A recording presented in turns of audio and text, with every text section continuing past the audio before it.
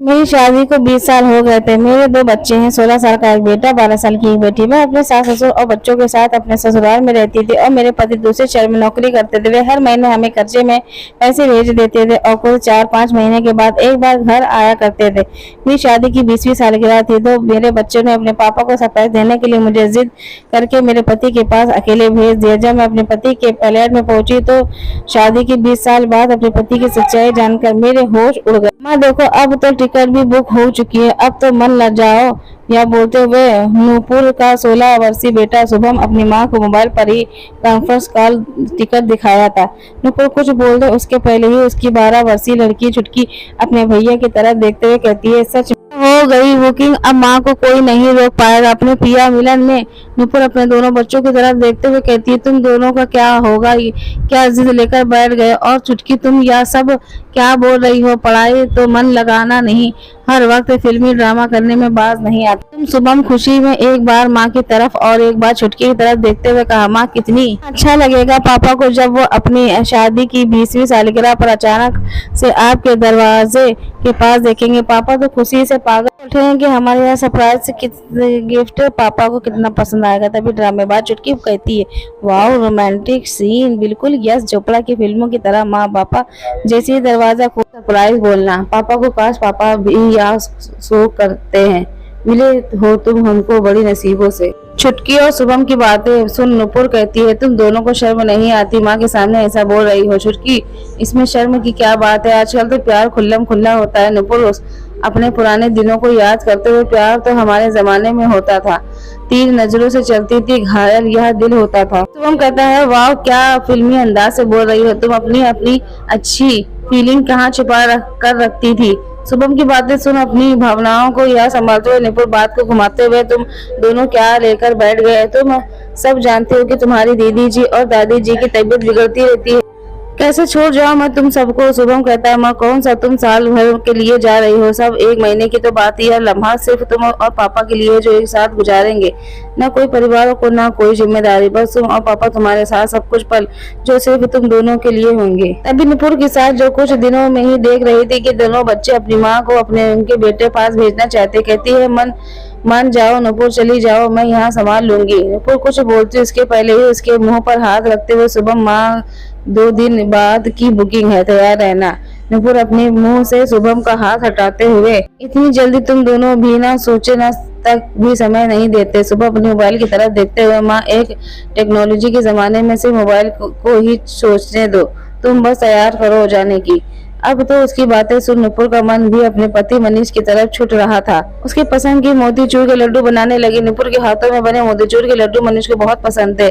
मनीष की नौकरी दूसरे शहर में थी, अच्छी पैकेज मिलती थी। मनीष को कहा यहाँ उसका पुश्तैनी मकान है जहाँ वो अभी मनीष से माता पिता और उसके बच्चों के साथ रहती थी। जब नूपुर ब्याह कर आई तो उसी पुश्तैनी घर में उसका स्वागत हुआ। मनीष के साथ वो कभी वहाँ जा ही नहीं पाई। सास ससुर की देखभाल, फिर सुबह की छुटकी का जन्म, बस धीरे धीरे दुनिया बन गई उसकी। मनीष हर महीने अकाउंट में पैसे भेज दिया करता था। उसी पैसे से नूपुर घर का खर्चा चलाती थी। 4-5 महीने के मनीष का आना बस 2 दिन के लिए ही होता था। उस 2 दिन में भी सब उसे घेर कर बैठे रहते हुए नूपुर और मनीष बहुत कम ही मिल पाते थे। आज नूपुर पूरे मन से तैयारी कर रही थी मनीष के पास जाने की। सुबह उसे ट्रेन में बैठा दिया, एक बच्चे की तरह उसे पूरे रास्ते का डिटेल दे रहा था, क्योंकि जब अपनी माँ को इतनी दूर भिजवाना वो भी अकेले, एक डर उसे भी सताने लगा। नूपुर शुभम को समझाते हुए कहती है, शुभम मैं बच्ची नहीं हूँ, वहाँ जाकर तुम्हें फोन करती। शुभम कहती है, माँ मैंने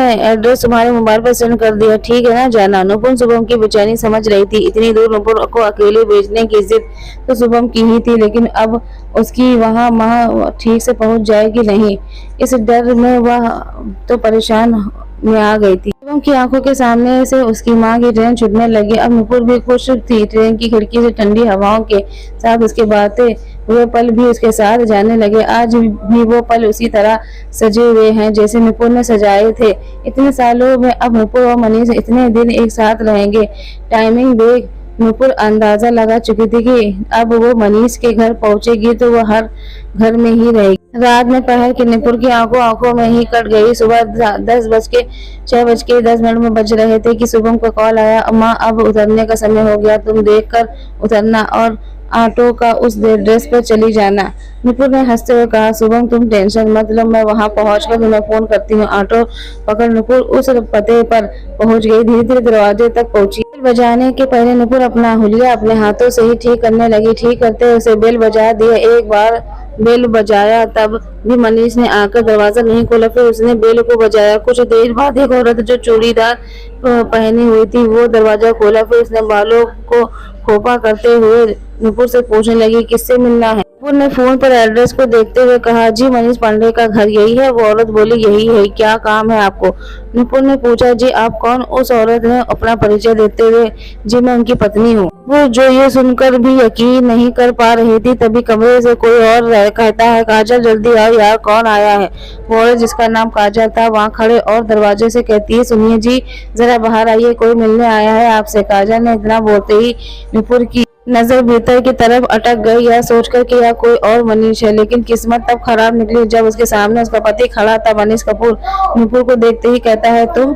बस इतना ही कह पाया था कि उसके मोबाइल पर किसी का फोन आता है। फोन पर ना देखकर ही मनीष का चेहरा बता रहा था कि वह फोन शुभम का ही है। मनीष को फोन कट करते देख नुपुर बिना कुछ कहे वहां से निकल पड़ी। किस गली जाना है अब उसे पता नहीं। आंसुओं से धारा जो कहीं भी टपक पड़ते हैं उसे अपने आंचल से पोंछते हुए और जा रही थी जहां उसके कदम जा रहे थे। अंत में एक सुनसान जगह देख नुपुर बैठ गई। 2 पल बैठ शांति से कुछ देर सांस लेना चाहती थी, लेकिन शुभम का फोन था कि बिजी ही जा रहा था। मुझे ज्यादा नुपुर की हिम्मत नहीं थी कि कुछ बता सके उसे, लेकिन बता तो करना ही थी। उसे अपने आंसू को पोंछ अपने बोतल से पानी निकाल कर पीकर अपने गले की आवाज नॉर्मल करते हुए फोन रिसीव करती है। शुभम, क्या माँ? फोन क्यों नहीं उठा रही हो? सॉरी माँ, मेरी वजह से तुम्हें परेशानी हो रही है। मुझे ऐसा सरप्राइज नहीं देना चाहिए था। पापा से अभी बात हुई, वो तो दूसरे शहर गए हैं काम से। माँ तुम जो भी टिकट मिले फौरन चली आओ उसमें ही। माँ मुझे बहुत टेंशन हो रही है। नुपुर बस सुबह बातों पर हाँ हम ही पी गई। गली में उसकी आवाज ही निकल रही थी। सुबह में तो फोन काट कर दिया, लेकिन कुछ देर पहले जो उसे सरप्राइज मिला वो उसे कैसे भूलती। कितनी आसानी से मनीष ने भी झूठ बहाना बना दिया, लेकिन वो क्या करेगी, कहाँ जाएगी? इस सरप्राइज देने आई थी मनीष को अपने 20वीं सालगिरह पर, लेकिन यहाँ तो मनीष नहीं उसे रिटर्न सरप्राइज गिफ्ट दे दिया। उसे इतने सालों में कभी भी मनीष की बातों को यह नहीं लगा कि उसमें एक अलग दुनिया भी है, लेकिन वो जिससे जुड़ी है वो भी मनीष की ही दुनिया थी। तो फिर मनीष ने ऐसा क्यों किया? मनीष का मन सबसे उब चुका था तो कभी बताया क्यों नहीं? आज मनीष की बेवफाई की सजा वो किसको दे? अपने सास ससुर को। उस सास ससुर को जिसके साथ रहते रहते वो 20 सालों में गहरा रिश्ता जुड़ चुका है। घर परिवार बच्चों को चलते चलते नुपुर जिम्मेदारी में खोने लगी। कभी खुद पर ध्यान ही नहीं दिया। हर कोने से मोटापा बढ़ रहा था, लेकिन मनीष को तो कुछ और ही चाहिए था। जो उस काजल में है एकदम सुहारी जैसी फिगर, जो बस वो एक बोझ बन चुकी है शायद मनीष की। लेकिन शुभम और चुटकी की जिम्मेदारी तो अब भी वो उठा रहा है। यह सोच ही रही थी कि तभी शुभम का फोन आता है। माँ तुम्हें टिकट मिला? नुपुर खुद को संभाल झूठ बोलती हुई, बेटी लंबी लाइन है, मिल जाएगी, बस तुम टेंशन न लो, अभी टिकट की लाइन में हूँ। उसकी बात खत्म होते ही कुछ फटे पुराने कपड़े पहने कुछ बच्चे उसके पास आकर खाने के लिए कुछ मांगने लगे। तभी नुपुर को याद आया कि उसके बैग में मोतीचूर के लड्डू रखे हैं, जो अब शायद किसी की उसकी जरूरत नहीं है। उसे उस बच्चों को वो लड्डू दे स्टेशन की तरफ बढ़ने लगे। सफर के बाद घर पहुंचे ही दरवाजे पर ही शुभम अपनी माँ को गले लगाते हुए, थैंक यू गॉड माँ, आ गई तुम सही सलामत, घर वापस आ गई। तभी मायूसी से चुटकी जाने में ही कहा, माँ पापा को सरप्राइज देने गई थी, लेकिन खुद ही सरप्राइज हो गई। सुबह मेरी ही गलती थी कि मैं यहाँ सरप्राइज का प्लानिंग कर दिया। नुपुर अभी तक ठीक से घर के भीतर भी नहीं घुसी थी कि सबकी नजरें से खुद को बचाने की भरमस प्रयास कर रही थी कि उसकी सास मेरा मुन्ना सारा दिन इस घर की जिम्मेदारी के लिए बेचारा इधर उधर धक्के खाता फिरता है। सुकून से घर की 2 रोटी भी उसके नसीब में नहीं है। की बातें मनीष के प्रति सबका विश्वास देखकर नुपुर खुद के आंसू को रोक नहीं पा रही थी। उसके सामने तो संभाल लिया, लेकिन अब बर्दाश्त के बाहर था। सामान रख वो बिना किसी से कुछ बोले बाथरूम में घुसकर नल के पानी को छोड़ते हुए अपने आंसू को उसी पानी के साथ बहाने दिया। सबकी नजर से छुपकर नुपुर बाथरूम नल के पानी से अपने मुंह पर पानी के छींटे डाल दी जा रही थी, लेकिन आंखों के आंसू ही रोक नहीं पा रही थी। मनीष का इतना बड़ा धोखा उसे बर्दाश्त नहीं हो रहा था। वो भी चिल्लाती चाहती थी, मनीष से कुछ पूछना चाहती थी, लेकिन कुछ नहीं कह पाई। उल्टा घर लौटकर आ गई। उसके जीवन का 20 साल कोई मामूली नहीं होता। किसी के जीवन में लंबा सफर मनीष से दूर रहने के बावजूद नुपुर ने पूरी ईमानदारी से अपने जीवन का बहुमूल्य समय उस घर को दिया था। उसने प्यार से इस मकान को घर बनाया था, इस ईंट के में प्यार का एहसास जगाया। आज यह सब भी उसे सिर्फ दीवारें की नजर आ रही थी, जिस दीवार में न जाने कितनी यादों को समेट कर सजाया था। एक सेकंड में उसे सब पराया लगने लगा। कि माँ को इतनी देर बाथरूम में घुसा देख शुभम बाहर से कहता है, क्या माँ कर रही हो इतनी देर, तुम ठीक हो ना? नुपुर की आवाज गले से बाहर नहीं आ पा रही थी। शुभम को बोलना तो चाहती थी लेकिन ठीक हूँ, लेकिन आवाज निकलने तक जब तक कुछ देर बाद ही आवाज न जाने पर शुभम फिर से कहता है, माँ तुम ठीक हो ना? दरवाजा खोलते ही थोड़ी गुस्सा से लेता है, तुम थोड़ी देर आराम महसूस कर रही थी इसलिए सिर पर पानी दे रही थी, चैन से सांस भी लेने नहीं देते हो। लेकिन शुभम को अपनी माँ की बात पर कुछ खटका लगा, फिर खुद को समझाने हुए कि थकान तो हुई है, माँ को माँ के पास जाकर, माँ आंचल मैं तुम्हें ब्लैक कॉफी बनाकर पिलाती हूँ, तुम थोड़ी देर आराम कर लो। नुपुर ने भी मना नहीं किया। आज उसका भी मन और जिया दोनों ही जल रहा था और वह आंखें मूंदे अपनी पलंग पर लेट गई। लेकिन मनीष और काजल का चेहरा दिखाते ही आंख खोल देती है। कुछ देर में शुभम भी ब्लैक कॉफी लेकर आ गया। अपनी माँ के पास बैठकर कुछ कहता है, या लो माँ, यह कॉफी पी लो, मेरी वजह से तुम्हें कितनी परेशानी उठानी पड़ी ना। शुभम को ब्लैक कॉफी हद तक पसंद है, खुद भी जब मनाता है तो अपनी माँ को भी दे देता है। शुभम की बात सुनकर माँ नुपुर ने चुप रह नहीं बेहतर समझा, जानती थी कि कुछ बोलने से ही पहले उसके आंसू उसका साथ न देकर बाहर निकल आएंगी। माँ की थकान को सोच शुभम वहां से अपनी माँ को कमरे से निकल के आराम का बोल बजा जाता है। आराम अब नुपुर को कैसे करती, वो आराम अब दिमाग पर जोर देते देते दिमाग फटने को तैयार था। अब नींद आंखों से कोसों दूर थी। शुभम तो समझदार था लेकिन चुटकी वो तो माँ के पास जाकर इधर उधर की बातें बताने लगी। नुपुर कुछ देर अकेले रहना चाहती थी लेकिन बोल भी नहीं पा रही थी। इधर काजल का मुंह भी फूला हुआ था। मनीष ने कई बार उसे बात करनी चाहिए लेकिन काजल ने उसे एक दूरी बना ली। वो समझ चुकी थी कि मनीष अब भी मुंह खोलेगा, झूठ ही बोलेगा। 5 साल लिव इन रिलेशनशिप में रहने से बाद मंदिर में मनीष के साथ 2 वर्ष हुए, उसे शादी क्यों?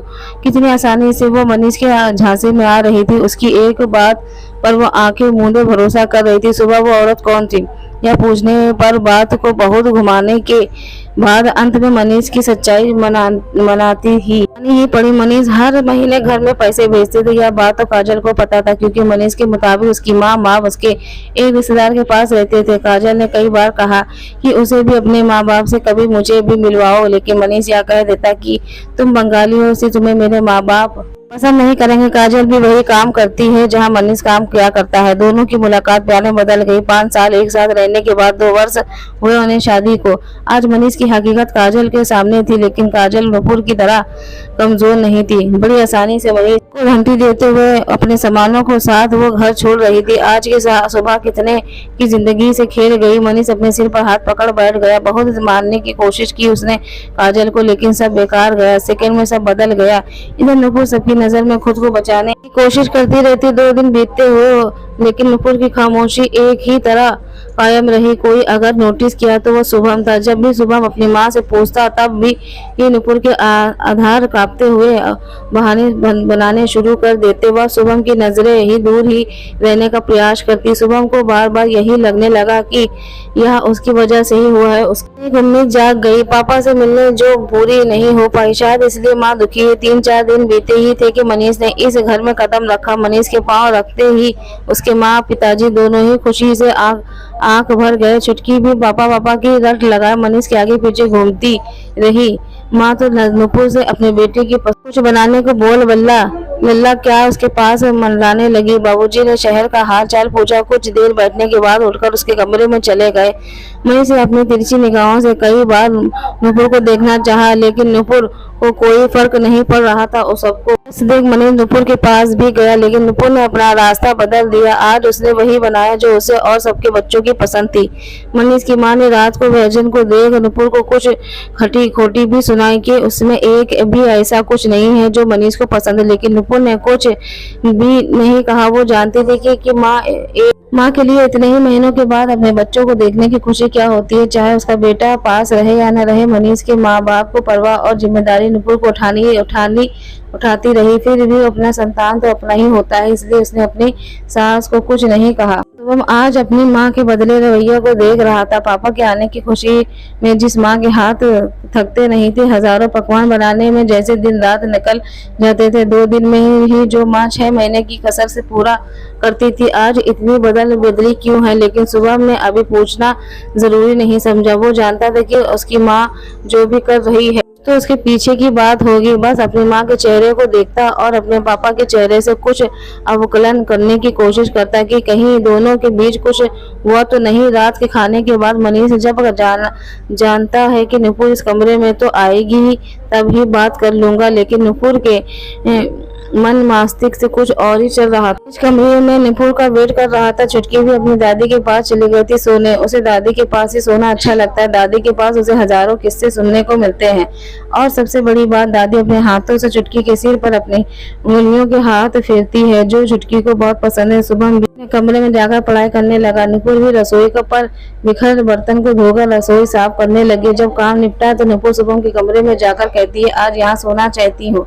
शुभम में यह सुनकर शुभम ने अपनी माँ की तरफ चेहरा देकर कहा कर, क्यों माँ, क्या हुआ? पापा कुछ अनबन हुई है क्या? इतने बोलने की देर थी कि नुपुर की आंख झलझल करने लगी। लोग शुभम उसके पास आकर, माँ बता ना, कुछ बात तो है जो तुम हम सबसे छुपा रही हो। क्या बात है माँ, बताओ ना। नुपुर ने अपने कांपते होठ को दबा आंसू को रोकने की कोशिश करते हुए कहा, शुभम मुझे सोने दे, लाइट ऑफ कर दे बेटा। दर्द से परेशान हूँ। शुभम अपनी माँ की दशा देख तो रहा था, लेकिन कुछ समझ नहीं पा रहा था। माँ का कहना माँ लाइट ऑफ कर दिया, लेकिन नींद ना नुपुर को थी, ना शुभम और को, ना मनीष को। उधर उस कमरे में घड़ी की सुइयां देखता तो कभी दरवाजे की तरफ देखने में ही मनीष लगा था। कुछ बहुत देर के बाद जब भी नुपुर नहीं आई तो मनीष उसे कमरे से बाहर खोजने लगा। कभी रसोई की तरफ देखता तो कभी बाथरूम की तरफ जाने लगा। उसकी माँ के कमरे में तो नुपुर जाएगी तो उसे अंदाजा हो गया कि नुपुर शुभम के कमरे में है। उसकी हिम्मत नहीं हुई कि वो नुपुर को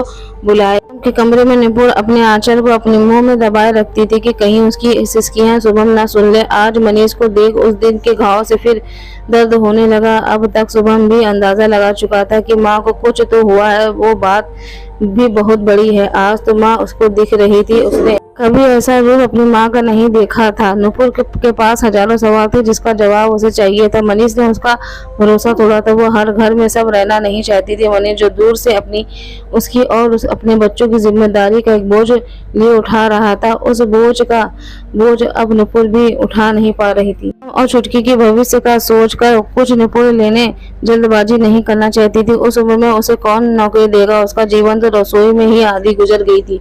इस दोनों बच्चों के साथ वो कहाँ भटकेगी? मायके में जाकर अपने सम्मान को भी खोना नहीं चाहती थी। जानती थी कि मायके 2 दिन के लिए ही ठीक रहता है। शादी के बाद पति को छोड़ना, बच्चों के साथ वहां रहना भी मुश्किल ही होगा। इन सब के बारे में सोचते हुए भी आज मनीष को सामने देखकर उसे कुछ एहसास नहीं हो रहा था। 20 साल का साथ, 20 साल का प्यार, 20 सालों के एक दूसरे पर भरोसा, जैसे इन हाथों में से सब रेत की तरह फिसलने लगा। हजारों सवाल थे नुपुर के मन में। इस सवाल के दर्द जवाब भी अब उसे ही खोजना था। माँ को करवटें बदलते हुए शुभम का अंदाजा हो गया था कि उसकी माँ की आंखों में नींद नहीं है। कुछ बात है जो माँ को परेशान कर रही है। अभी उसे बोलने के लिए तैयार नहीं थी। जैसे तैसे रात गुजर गई रोज की तरह। आज भी नुपुर के दिल में शुरुआत रसोई से ही हुई। मनीष जानता था कि नुपुर घर का सबसे पहले उठती है रात में। आज से इसी समय का वेट भी कर रहा था। मनीष नुपुर के पास जाकर कहता है, नुपुर नाराज हो मुझसे?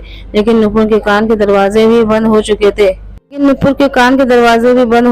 मनीष तो 2-3 बार उसे पुकारा, लेकिन नुपुर अपने नित्यक्रम के काम को करने में लगी थी। 2 दिन हो गए मनीष को आए, लेकिन नुपुर ने उसकी एक बात भी नहीं हो पाई। मनीष जानता था कि नुपुर अभी गुस्से में है, इसलिए सुन नहीं रही। गुस्सा जब ठंडा होगा तो नुपुर को उसके पास ही आना होगा। वैसे भी नुपुर एक घरेलू महिला है जो सो तो सकती है, लेकिन कोई फैसला नहीं कर सकती। उसमें एक काजल में जमीन आसमान का अंतर है। 2 दिन बाद मनीष को पता चला गया, लेकिन ऑफिस में पहुंचकर आज उसे वहां का माहौल बिगड़ा दिखा। तब उसे बड़ी देर नजर से देख रहा था। मनीष की सबकी नजरों को घूरने लगा, लेकिन उस बात से ज्यादा उसका ध्यान काजल के केबिन में था। रोज की तरह वो ठीक आज भी वही थी, लेकिन कुछ अलग उसमें दिख रहा था। आज मनीष ने काजल के केबिन में जाने का सोचा। एक अच्छा सा मौका देख चला गया। उस केबिन के भीतर मनीष अपने पति की होने का हक दिखाते हुए कहता है, काजल या क्या तुमने सिंदूर नहीं लगाया? जो हाथों में तुम्हारे शाका पोला पहना था उसे भी खोल दिया? जानती हूँ इसका मतलब। काजल गुस्से से कहती, मेरे केबिन में बाहर निकलो तुम। मनीष बेशर्मी से कहता हूँ, बिल्कुल, मतलब मैं अपनी बीवी से बात कर रहा हूँ, तुम्हें इस रूप में देख सब क्या सोचेंगे हमारे बारे में? काजल गुस्से से पलटकर कहती, क्या सोचेंगे? जिसने भी मुझे पूछा मैंने सबको बता दी तुम्हारी असलियत। तुम एक धोखेबाज हो, यहाँ सब जान गए हैं। अब मनीष को समझ आया कि उसे क्यों ऑफिस के सब ऐसे घूर रहे थे। मनीष काजल को समझाने का प्रयास करते हुए कहता है, मुझे कुछ समय देती काजल, इतनी जल्दी कैसे तुम सब कुछ खत्म कर सकती हो? तुम्हारा पति अभी जिंदा है, मैं तुम्हें यह सिंदूर मिटा दिया। काजल गुस्से से लाल होते हुए कहती है, मनीष तुम्हारे होने या होने से मुझे अब कोई फर्क नहीं पड़ता। मैंने अनजाने में एक औरत के सिंदूर और उसके भरोसे को छीना है। मेरे दिल में अब तुम्हारे लिए कुछ नहीं, नफरत के सिवा मर चुके हो तुम मेरे लिए। काजल के इतने बोलने में की देर थी कि मनीष उसे थप्पड़ मार अपना हाथ छोड़ दिया। थप्पड़ की गूंज से ऑफिस के कई स्टाफ वहां चले आए। अब सब काजल को संभाल रहे थे। तभी काजल ने उसी सबके सामने थप्पड़ रसीद कर दिया। सबके सामने यह भी कह दिया कि वो उस पर धोखेबाजी का केस भी करेगी। मनीष का यह देख वहां से अपने तेज कदमों से बाहर निकल गया। पापा के जाते ही रात को जब सब सोने चले गए तो सुबह अपनी बेचैनी के साथ नुपुर के पास जाता है। नुपुर भी कमरे की लाइट को ऑफ कर आंख बंद करके सोने की कोशिश करती है, लेकिन शुभम जानता है कि माँ की आंखों तो बंद है लेकिन उसमें नींद की कोई गुंजाइश नहीं है। शुभम कहता है, माँ, आवाज सुन। नुपुर, शुभम, तुम अभी इतनी रात को सब ठीक है तो है बेटा? शुभम, सब ठीक है माँ, मुझे कुछ पूछना है। नुपुर, जानती तो है तुम शुभम क्या पूछने वाला है, इसलिए बहाना बनाते हुए कहती है, शुभम जो सो जाओ, रात हो चुकी है बहुत। शुभम उदास होकर कहता है, माँ मैं जानता हूँ कि तुम सो पाओगी और ना मैं, उससे अच्छा है बात कर लेते हैं। माँ देखो, हमें जब भी कोई सवाल परेशान करता है तो हम भी उसके पास आ ही जाते हैं, फिर उस समस्या का हल ढूंढते हैं। मैं जानता हूँ कि तुम परेशान हो किसी बात से, उसे बताओ। अब जुबान से इतना बोलते ही नुपुर खुद को अब संभाल नहीं पा रही थी। आंखों में पानी झरझर कर बहने लगी, होठ कांपने लगे। बोलना तो चाह रही थी लेकिन जुबान पर साथ नहीं दे रही थी अपने। तो से एक बार आंसू पोंछती हुई और उसकी जुबान बस तेरे पापा ही अटक गई। शुभम, हाँ माँ बताओ पापा क्या? यह कहते हुए शुभम की आंखें बस अपनी माँ की जुबान पर अटकी थी तो कभी उसे रोता हुआ देख रहा था। शुभम इतना तो समझ ही गया था कि क्या बात बहुत बड़ी है पापा के रिलेटेड। अब अपने मन के भी अपने पापा के लिए कई प्रश्न घूमने लगे कि पापा ने आखिर क्या किया है जिसे माँ की हालत ऐसी हो गई है। कुछ देर में शुभम को पकड़कर नुपुर कहती है, सब को धोखा दिया है शुभम, तेरे पापा ने हम सबको धोखा है। जो भी नुपुर ने देखा सब शुभम को बता दिया। आज सब शुभम के सामने था। वो तो विश्वास ही नहीं हो रहा था कि अपने पापा ऐसा भी कर सकते हैं। नुपुर उसे बोलती हुई कितनी सिसकियां भर रही थी लेकिन शुभम कुछ देर तक बिल्कुल शांत था। अचानक एक प्रश्न अपने माँ के सामने रखते हुए शुभम ताकता है कि माँ तुम क्या चाहती हो वो बताओ।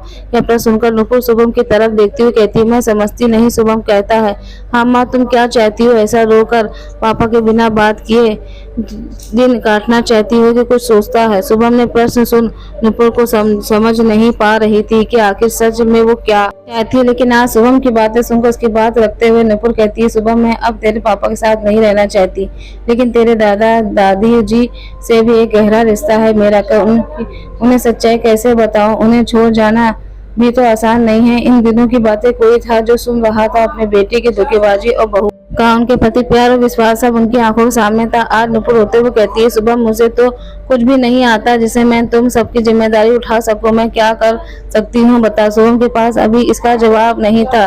कुछ फैसले के साथ अदबी रहेगी दोनों के बीच। रोज की तरह नुपुर सुबह अपने कामों में व्यस्त थे। अब नींद गायब हो तो शुभम की, क्योंकि वो अपनी माँ को उनके आत्मविश्वास और आत्मसम्मान की लड़ाई से में उसका साथ देना चाहता था लेकिन उसकी उम्र में इतनी छोटी थी कि वो कुछ भी नहीं कर सकता था। काजल रवैया को देख नुपुर का भरोसा जीतने की कोशिश करने में फिर मनीष ने घर आने का सोचा। काजल ने एक झटके में अपनी जिंदगी का उसका वजूद खत्म कर दिया। उसके नुपुर का पर पूरा भरोसा था कि वो काजल की तरह नहीं है, बहुत सोच विचार कर फैसला देती है। मेरे पास आने को छोड़ उसके पास कोई रास्ता भी नहीं है। वो घर पहुंचा तो उसकी माँ ने तो उसका थकान देखकर उसकी आंचल से अपने पसीने पोंछने लगी लेकिन उसकी पिताजी को मनीष का आना पसंद नहीं आया क्योंकि रात को उसके पिताजी ने अपनी ही बहू पोते की बात सुन ली थी।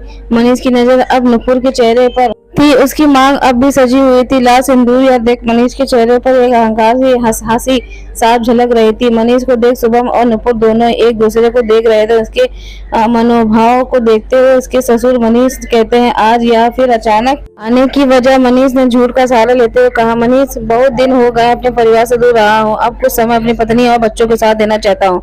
लेकिन उसके ससुर ने गुस्साई भरी नजरों से नुपुर का साथ देते हुए कहा, कितनी सफाई से झूठ बोल जाते हो, मेरा बेटा इतना नालायक निकलेगा कभी मैं सोचा नहीं था। मनीष की माँ अपने पति की बातों पर गुस्सा होते हुए कहती, कहो काहे को हमारे मनीष को नालायक बता रहे हो। दिन रात वो अपना खून पसीना लगाकर 2 वक्त रोटी की अपने नसीब नहीं होती। अब जब वो हम सबके साथ रहने आया तो सब ऐसा व्यवहार क्यों कर रहे हो। ससुर ने सबके सामने ही मनीष की असलियत सबको बता दी। शुभम और नुपुर को समझ नहीं आया कि कैसे पता यह बात वाली सब घटना बताने लगी कि उन्होंने उन दोनों की बातों को सुन लिया था। मनीष भी कम नहीं था। आज उसने फिर घटियापन और परिचय देते हुए सबके सामने अपने बाबूजी से कहा, बाबूजी आप इस गवार औरत का पक्ष ले रहे हैं, इसे तो घर बैठे मगरमच्छ के आंसू बहा नहीं आता है। आप भी शायद भूल रहे हो कि आप सगा मैं हूँ या नहीं। मनीष के पिताजी गुस्से में कहते हैं, ये तो मेरी किस्मत है कि तुम मेरे सगे बेटे हो, शायद इसलिए अब तक यही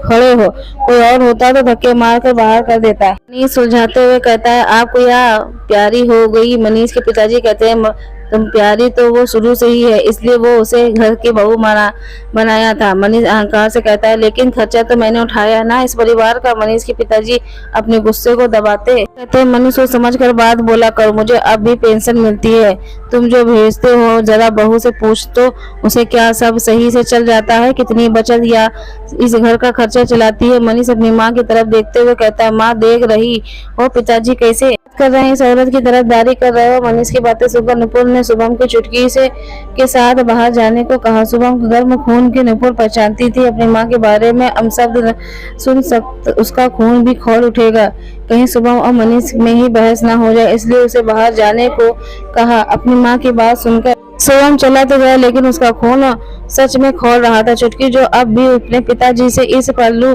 से अनजान थी, कई प्रश्नों के साथ शुभम को परेशान कर रही थी। उसके बेटे का सुनकर माँ अपने पति की तरफ देखती है, तभी उसके पति उसकी तरफ देखते हुए कहते हैं, जज्बात में आकर तुम उस इंसान के साथ गलत मत कर देना जिससे इस परिवार के अपने परिश्रम से सींचा है। तुम्हें आज तक एक गिलास पानी की जरूरत भी होती है तो उसमें आवाज देती हो या याद जरूर कर लेना। अपनी आंखों में फरेबी बेटे का पर्दा हटा सच का साथ देना। अपने पति के कठोर लेकिन सच्चाई में भरी बातों को मनीष की माँ भी झुठला नहीं सकती। नुपुर का एक कतरा पसीना बहा है उस परिवार में। अपनी माँ को इस तरह चुप देखकर मनीष माँ से कहता है, माँ बताओ चुप क्यों हो तुम मेरे साथ ही कि इस औरत के साथ। अभी मनीष की माँ मनीष के गाल पर थप्पड़ जड़ते हुए कहती है, मनीष क्या तब से औरत लगा रखा है। नुपुर माँ ने मैं उसका यह भी भूल गए, तुम्हारे बच्चों की माँ है वो। मनीष तेजी से नुपुर का हाथ खींचते हुए अपने कमरे में ले गया। आज माँ ने तुम्हारी वजह से मुझ पर हाथ उठाया, तुम अपनी औकात भूलो, मेरे टुकड़ों पर पलती हो तुम। अगर मैंने यह पैसा देना बंद कर दिया ना तब समझोगी यह अकड़ सब निकल जाएगी। मनीष को यह बोलते देख नुपुर शुभम के कमरे में चली गई। नुपुर ने अपने पापा की बात को सुन लिया था। अब मनीष की बातों से नुपुर के आंसू बह निकले नहीं रहे थे। आज उसने आत्मसम्मान की चोट को उभरने का वक्त था। उस इंसान के आज उसका यहाँ रहना मुश्किल था। शुभम ने भी माँ से कुछ नहीं कहा। वो ठीक से सोच चुका था कि माँ जो भी फैसला करेगी वो उसका ही साथ देगी। माँ अपनी माँ के आत्मविश्वास को टूटने नहीं दूंगा और न ही माँ को पिताजी के सामने हाथ फैलाने को बोलूंगा। नुपुर के साथ सब अब शुभम भी अपनी माँ के लिए सोच रहा था। वो अपने ससुर के कमरे में जाकर अपना फैसला सुनाती हुई नुपुर कहती है, बाबूजी अब इस घर में मेरा रहना नहीं हो पाएगा। मैं बच्चों के साथ जाना चाहती हूँ, मैं उसके साथ नहीं रहना चाहती।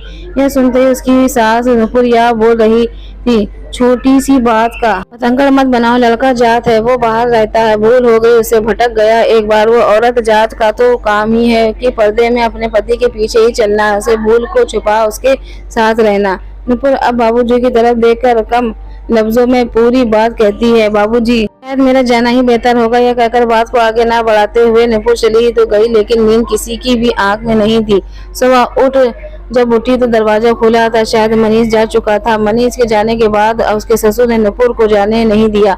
बुढ़ापे में ही अपने पोते पोती से उन्हें दूर नहीं करने को कहा। नुपुर रहने दो लगी, लेकिन उस घर का कोई अपनाने में उसे दिक्कत आ रही थी। जिसे कभी एक गहरा रिश्ता कायम था, आज परायेपन का एहसास हो रहा था। नुपुर ने ससुर का नुपुर का उदास चेहरा देख तबीयत खराब रहने लगी। वो जानते थे कि नुपुर का यूं अचानक निकलना उसके और उसके बच्चों का काफी भारी पड़ेगी।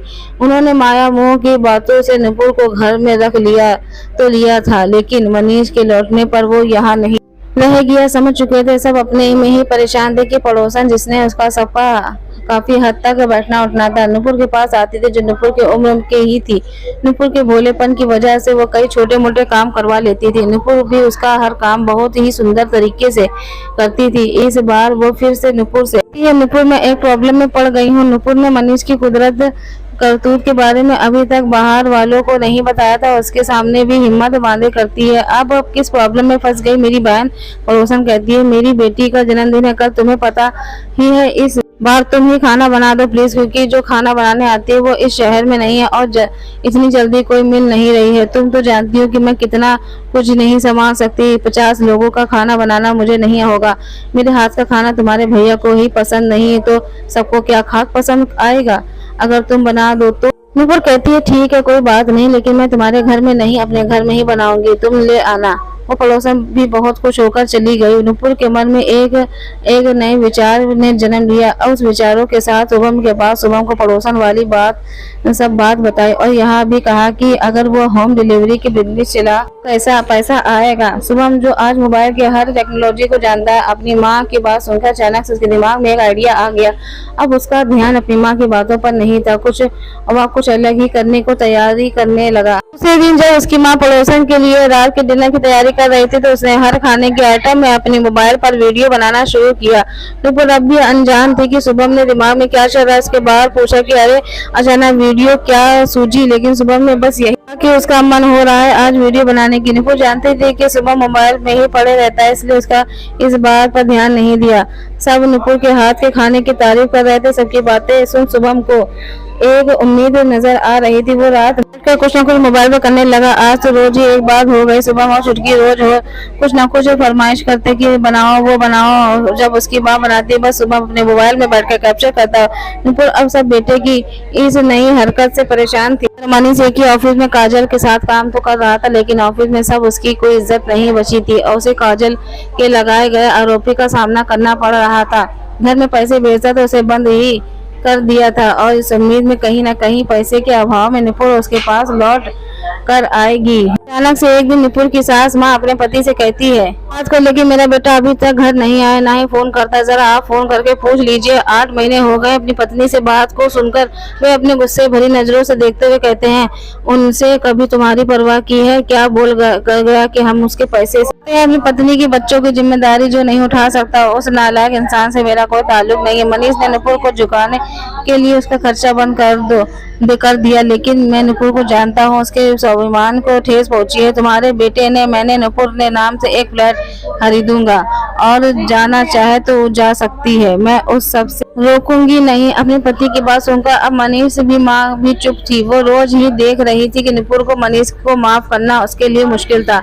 अब इस घर में उसकी जिद की वजह से रह तो रही है, लेकिन अब बस सब एक जिम्मेदारी का एहसास है। सच भी है शुभम और छुटकी की पढ़ाई का खर्च उसके ऊपर भी तो खर्चा रहता है। कुछ इन महीनों में बहुत ही मुश्किल से कट रही थी। उन सबकी पहले की बचत से ही अब तक चलाने की कोशिश कर रही थी। एक दिन अचानक से नींद खुलती है और शुभम अपनी माँ के गले लगाते चिल्लाता है। सब पागलपन देख सब उससे पूछ रहे थे कि आखिर उसे क्या हुआ। शुभम ने सबके सामने ही अपने मोबाइल को खोलते हुए दिखाया।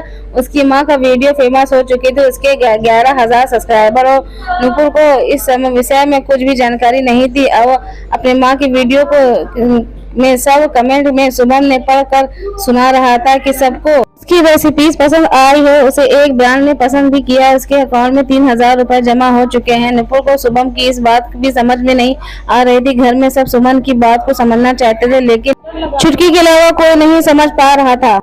तब शुभम ने बताया कि वो मम्मी की रेसिपी भारतीय व्यंजन का वीडियो बनाता है और उसे यूट्यूब फेसबुक पेज पर पोस्ट करता है। शुरू में यह इसलिए नहीं बताया कि पहले इतनी चल नहीं रही थी, उसके पॉपुलर होने का समय लगता है। इन 9 महीनों में यह गाड़ी चल पड़ी। अगर माँ इसी तरह वीडियो बनाए नई नई रेसिपी यूट्यूब चैनल पर पोस्ट करेगी तो माँ उसके लिए पैसे मिलेंगे। आज माँ के अकाउंट में 3,000 आए। अगर इस तरह पसंद करने लगे तो यह 50 से 30,000 भी आ जाएंगे। इतना बोलते ही देर थे कि नुपुर के आंसू बहने लगे। उम्मीद नहीं थी कि वो भी कुछ कमा सकती है, लेकिन शुभम ने उसके रास्ते में एक उम्मीद जगाई है। आज छोटी रकम ही सही, लेकिन यह उसकी खुद की है। खुशी की आंसू बातें देख शुभम ने उसे गले लगा लिया। आज 2 वर्ष होने का है नुपुर को, जो काफी टाइम से अब वीडियो बना रही है। अब वो खुद मोबाइल से व्यस्त रहती है। उसने भी कुछ सीखा उससे की जिंदगी से। अब पहले अब की नुपुर में काफी बदलाव आए हैं। नुपुर का पहनावा, उसका आत्मविश्वास पहले से अपेक्षा काफी हद तक बदल चुका था। नुपुर इस घर का खर्चा अच्छी तरह से चला रही थी। सुबह और चुटकी की पढ़ाई भी अपने हिसाब से आगे बढ़ रही थी। फिर एक दिन दरवाजे पर दस्तक देख उसको हैरानी हुई। नुपुर ने ही दरवाजा खोला। नुपुर के बदलाव को देख मनीष की आंखें फटी की फटी रह गई। वह जिस नुपुर को वो जानता था और इस नुपुर के चेहरे और पहनावे में काफी अंतर है। नुपुर ने जैसे ही देखा कि सामने मनीष है तो वो अपने कमरे में चली गई। मनीष की हालत बिगड़ चुकी थी, दुबला पतला शरीर, आंखें धंस गई थी। अपने बेटे की इस स्थिति को देखकर उसकी माँ अपने कमरे में ले गई जहाँ मनीष को देख उसकी माँ की आंखें नम थी। वो वहीं अपनी माँ की उजड़ी मांग को देखकर उसकी समझते देर न हुई कि उसके बाबूजी अब नहीं रहे। उसकी माँ ने बताया कि उसने जो नुपुर के साथ किया उसे उस सदमे में वो सहन न कर, उस गम के साथ उन्होंने दुनिया को छोड़ दिया। नुपुर तो कबला कर छोड़ देती, लेकिन मुझे अकेला कैसे छोड़ती? तेरी गलती की वजह से तेरे बाबूजी ने अपना सब कुछ नुपुर के नाम कर दिया है। लेकिन आज मनीष को इस बात का अफसोस नहीं था कि उसके पास कुछ नहीं है, क्योंकि उसे अब अपनी गलती का एहसास हो चुका था। काजल ने उसे पूरी तरह से बर्बाद कर दिया। न नौकरी की रही न इज्जत। कई महीने जेल के सलाखों के पीछे गुजार कर आया है मनीष। आज वो बहुत ही शर्मिंदा है कि उसकी वजह से सब कुछ बर्बाद हो गया। नुपुर जानती थी कि अपने बेटे की चाहत एक माँ कैसे भूल सकती है। अब उनका बेटा आ चुका है। अब इस घर में उसकी कोई जरूरत नहीं है। शाम को शुभम और छुटकी के आने के बाद नुपुर ने उस घर को छोड़ने का फैसला कर लिया। उसकी सास यह सुनकर कहती है, नुपुर मैं जानती हूँ कि तुम मनीष को माफ नहीं कर सकती। अब मैं तुम्हें नहीं रोकूंगी, लेकिन अपने बाबूजी के आशीर्वाद लेते जाओ। नुपुर समझ नहीं पा रही थी कि जिनकी सास क्या बोलना चाहती है, लेकिन उनकी से एक चाबी नुपुर के हाथ में रख दिया। यह कहकर कि बाबूजी ने तेरे लिए एक फ्लैट खरीदा है था और उसका अच्छा था कि कभी मनीष के आने के बाद अगर तुम्हें घर छोड़ना तो तुम उस फ्लैट में रह। नुपुर ने नम आंखों से अपने उस घर और अपने सास से विदा लिए। मनीष उसे पीछे से देखता रह गया, लेकिन आज उसे रोकने की हिम्मत उसमें नहीं थी। इस समाज में कई औरतें ऐसी हैं जो काजल की तरह है, सही गलत का निर्णय लेने से देर नहीं करती, लेकिन कुछ नुपुर की जैसी भी है। पति से अलग होने के बाद भी उनका उस परिवार का रिश्ता बनता है जिसे बाहर निकलने में उन्हें समय लगता है। नुपुर ने इस घर में रहकर धैर्य व परिचय देते हुए अपनी जिम्मेदारी में मुंह नहीं मोड़ा। यहाँ तो उसके बेटे शुभम ने भी उसका साथ दिया, एक नई दिशा दिखलाई। मनीष के आने के बाद नुपुर का घर छोड़ने का फैसला ठीक था या नहीं, कमेंट में जरूर आपकी राय बताइएगा। आज के लिए इतना ही, धन्यवाद।